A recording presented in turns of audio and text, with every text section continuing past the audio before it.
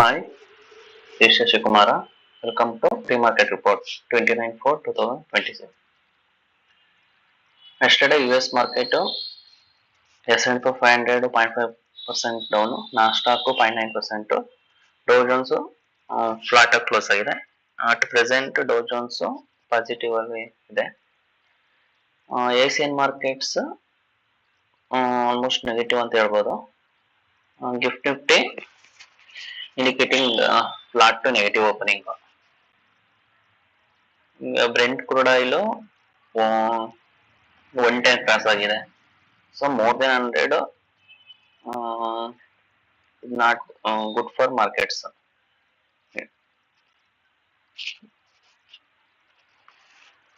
So Brent crude oil ಇದು major impact market down ಆಗೋಕ್ಕೆ.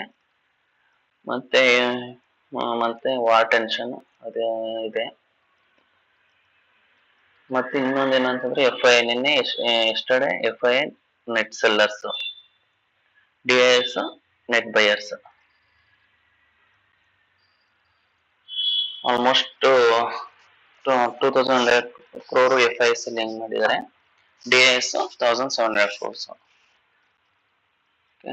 Open interest today range ನೋಡಿ, Nifty range ನೋಡಿ 23,800 to 24,200 immediate. 23 immediate support to 23,800. If in case it break ಆಯ್ತು ಅಂದ್ರೆ 23,700. Today almost 23,800 to 24,200 ಅಂತ market range ಹೇಳ್ಬೋದು.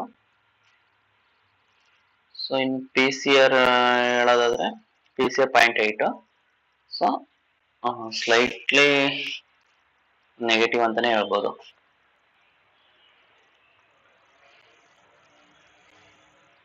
That's all in this video. Thank you.